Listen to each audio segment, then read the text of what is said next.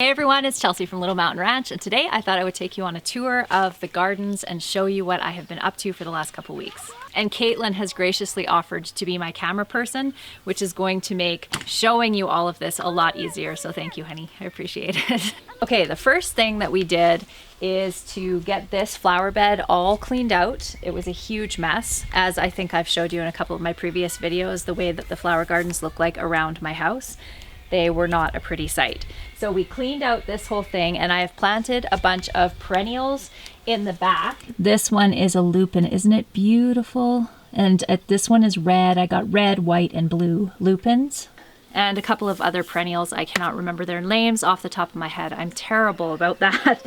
And I put these two old-fashioned wheels here, which I thought looked really pretty. And Dan bought these beautiful baskets for me for Mother's Day. Aren't they gorgeous? This wagon was actually used on this property about 100 years ago. So we put a whole bunch of different colored petunias in the top of these, and these petunias will grow up and hang over. And then I also planted a couple of small pumpkins in there too, so that they'll hang down over the side of this wagon in the summertime. Really excited about that. And if you listen really closely over here, listen. Can you hear all the bees up there? This is an ornamental crabapple tree, and my honeybees are absolutely loving it. And right in behind this crabapple tree is a lilac bush that was planted over 100 years ago. So it is flowering as well. And then behind that, there is a plum tree. So with all of these flowers, my bees are super happy. Now onto the forest garden. I love the forest garden. I think it is probably my favorite gardening project that I have ever done. We've planted several new shrubs and trees into the forest garden. On top of all of the trees and shrubs that I have planted in the forest garden, all of the perennials, I also have planted a bunch of annuals in there to use as ground cover. And I'll show you what I planted. We'll go down and check it out. I love this, you guys. It's so beautiful. This mess that you see behind me here is the consequence of me going crazy down here with a bunch of pruning shears yesterday, and just got rid of a whole bunch of dead branches that were on a lot of these shrubs down here. I am trying to recoup some of the damage that's been done through 4 years of neglect on all of the gardens that are around my house. Our plan down for this space is we just bought a hard-sided pool that we got on a trade, which is amazing. I love trades, and one of these days I want to talk to you a little bit more about how we do trading and bartering. But we were able to do a really cool trade to get a large, I think it's about 25 feet or so, hard-sided pool that we want to put down in this area down here. So we'll be clearing out, we might take that shrub out there and put it here, and then that way we'll be able to fence it off so that it can be safe for the kids. But I'm pretty excited about that. So I did want to get these upper flower gardens that were up here looking pretty, because we're going to be using this space quite a lot this summer. Okay. This little tree here, isn't this the most beautiful little cherry tree? It's called a Cupid cherry tree. And in about 2004, the University of Saskatchewan developed a whole bunch of really hardy trees that are good to a zone 2. And this is one of them. I have this one, this is a Cupid cherry, and then I have two Juliet cherries, and I'm hoping to get a couple of Romeo cherries, and they're all a really hardy sour pie cherry. And it looks like there's going to be a lot of cherries on this tree, which is pretty exciting for a first-year tree. A lot of the little bushes that I bought, that I showed, I think in my last video, showed planting, are actually taking off really well, and this is one of them. This is a little currant bush. Isn't it beautiful? It's called Jan's Prairie, and it's doing really, really well. This one I love. It has a slightly variegated leaf. You can see a little bit of red on that leaf. Isn't that beautiful? All over in the forest garden, I've planted a bunch of, I can't remember what the package was called. They were large annual wildflowers, and I think it was called English Garden or something like that. So I started them earlier on in the season, and I've planted them all over in here. So these are gonna get really big, and then they'll add a splash of color all over the whole thing. And back over here, I've planted several pumpkins and I'm going to use these for kind of a natural mulch, and I'll whack them down in the fall after we harvest the pumpkins and then leave all the greens on here for mulch. I'm just about ready to give up on growing okra. Look at this little tiny pathetic okra. It's so bad. But the ones over here that are in these little mini greenhouses, these ones are doing a little bit better. The leaves are a bit bigger and there's even a couple of little buds that are coming out right here. So the little mini greenhouse is definitely the way to go. I highly doubt that I'm gonna get anything that I'm actually gonna be able to eat off of these, but I guess we'll see. This is one of the little Juliet cherries, and this is its second year, so I bought it as a first year. And it's not budding for me this year, so I'm not sure why. I don't know if it takes a couple of years, maybe somebody can tell me, for these to flower, but it looks really healthy. The foliage is really nice and green and lush looking. So hopefully within a couple of years I'll get some cherries off of these. These plants I'm really excited about. I just put these in the ground yesterday.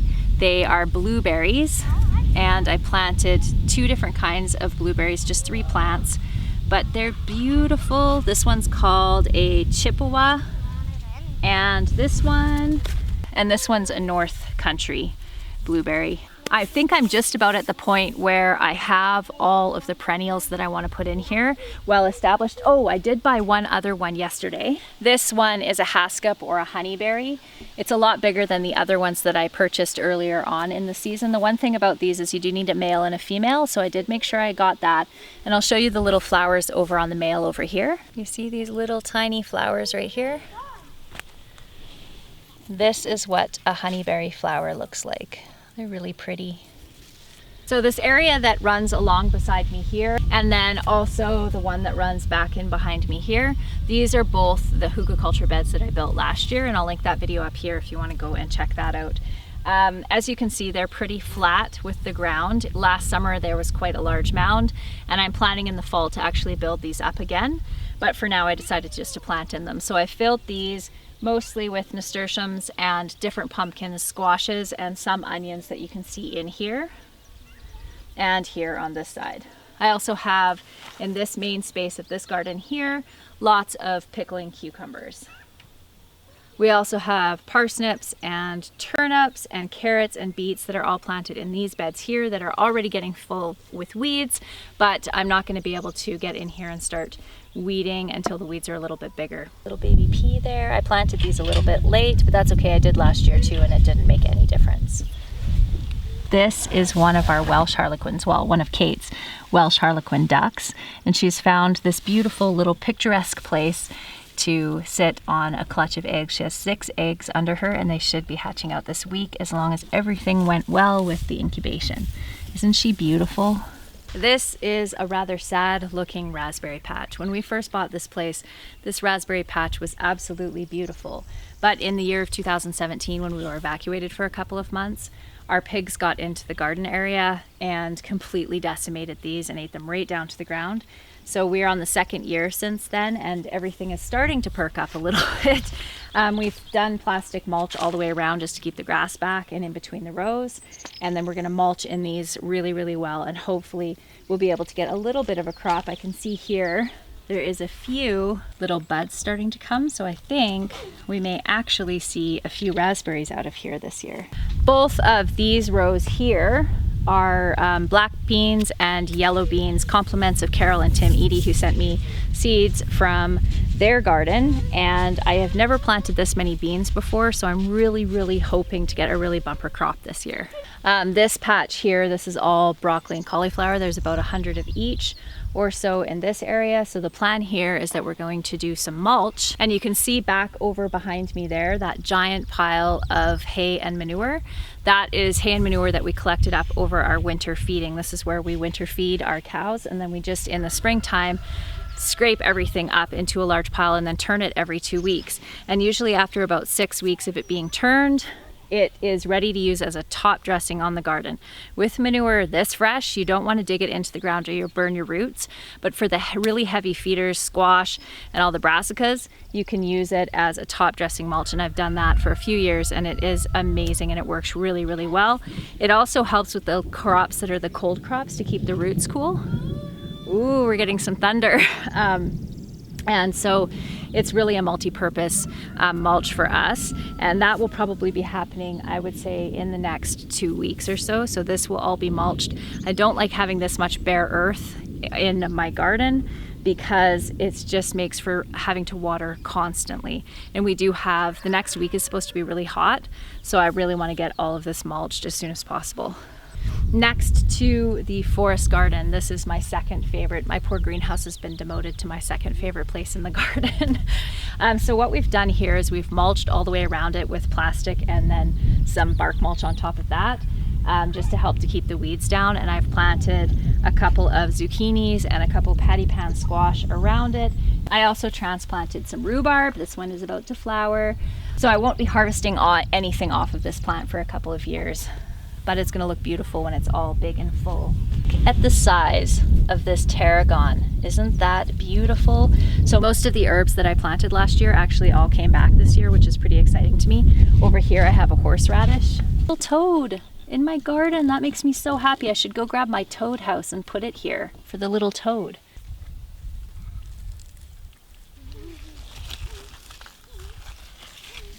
Okay, anyway, back to the serious garden tour, shall we? We planted the greenhouse, and I'll show you in here. Oh, it's nice and warm in here. Look, look, look, look, there's a little flower. That's my first flower. This is a cherry tomato, just a standard cherry tomato, and pull that little one off. One of the things about tomatoes is you don't want leaves touching the ground because a lot of diseases that affect tomatoes come in from the ground. So if you keep the leaves cleaned up, then you have less chance of ending up with disease. But they're starting to grow.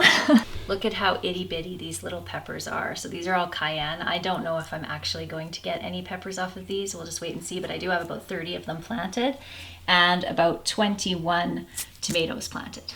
I still have a whole bunch of tomatoes in here, and my plan is, maybe even later on today, is to make a little greenhouse outside and plant a bunch of these in here. I have so many really cool varieties of tomatoes this year, and I really want to try to get a good tomato crop. What I really need is a big giant hoop house style greenhouse, and then I'd be able to grow tons of tomatoes. That's the dream anyway.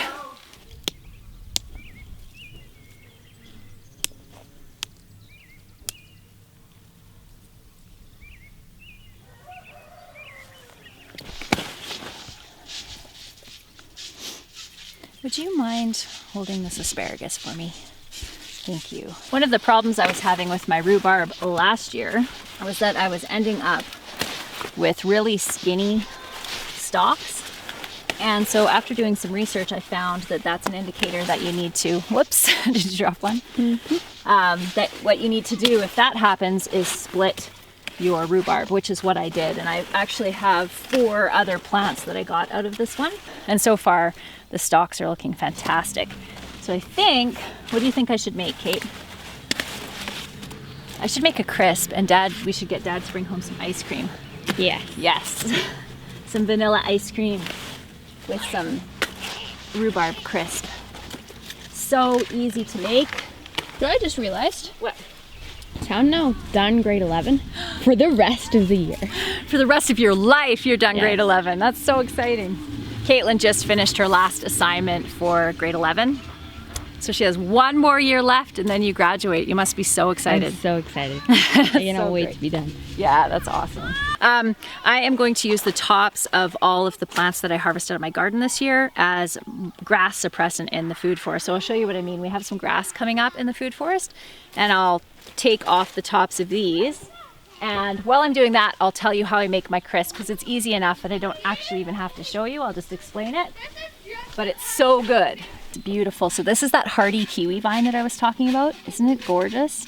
The male one, which is on that side, was supposed to have a variegated leaf, and it doesn't. So I guess we'll wait and see if, mosquito, if as it matures, if that develops or not. Really closely, they actually have a red rim around the edge of the leaf. Isn't that pretty? These ones are doing really well. I don't know how much growth we're gonna get this year, but I hope it's a lot. So if you can see down here where the grass is kind of coming up in around this peony here, I'm going to cut these leaves off and use them as a mulch.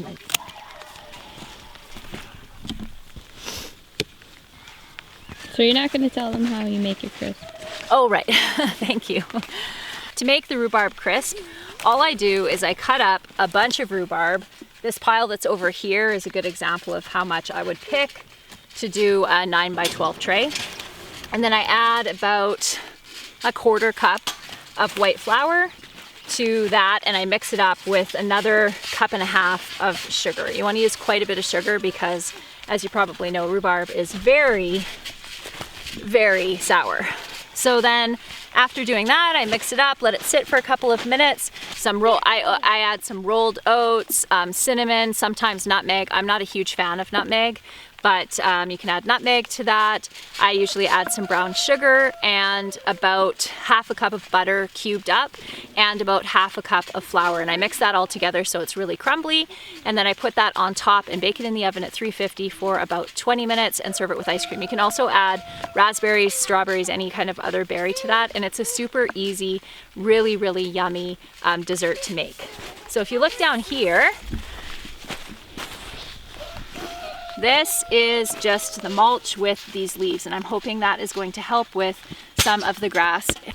Before I go, I have a question for you about these apple trees that I bought. When I bought them, I knew absolutely nothing about apple trees or pruning apple trees, and I feel like I made a pretty major mistake by not pruning them really heavily. So I'm just wondering if there's anything I can do about these trees now, or if I have to wait until the sap stops running and then prune them again. So come over here and see what. So this just doesn't look like how an apple tree should look to me. Really long branches up with nothing coming off of them. And then at the top, it's all bunched like this. And I'm kind of wondering maybe if I should have cut it off here or cut it off down here. I really don't know. And this tree was pruned originally without a central leader. So the one major branch that comes off and then everything comes off that. So what I'm thinking, correct me if I'm wrong for those of you that know about this, is weighing these down a little bit so it spreads out like this. And then maybe in the fall, or I mean in the late winter, I should actually cut these off. I don't know. I really don't know what to do about these apple trees. I have 1, 2, 3, 4 of them that are like this, and this just doesn't look right to me. So if anybody has any suggestions on what I should do about this, maybe this is how they're supposed to look. I really don't know because I'm totally new to growing fruit trees. And the last thing that I wanted to show you was the strawberries, which you can see here are all coming up really, really well. So we planted a little over 100 strawberries along the edge of this, and I'm really happy with the way that these are coming along. I hope you enjoyed that little bit of an update on what has been happening in the garden. I'm hoping to be able to get back to more regular videos coming up here soon. Now that all of the brunt of the planting and all of that is now complete, we'll be able to do lots of garden tours over the summer, and I'll show you how everything is developing as it goes. I hope you're having a wonderful day, and I hope you have a wonderful... Whoa! I think the skies are about to open up, so we're gonna have to get inside. We'll see you soon, everyone. Bye.